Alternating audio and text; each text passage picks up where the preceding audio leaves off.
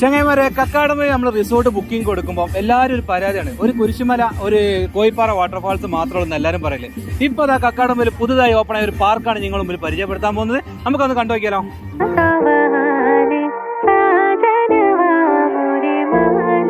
फूले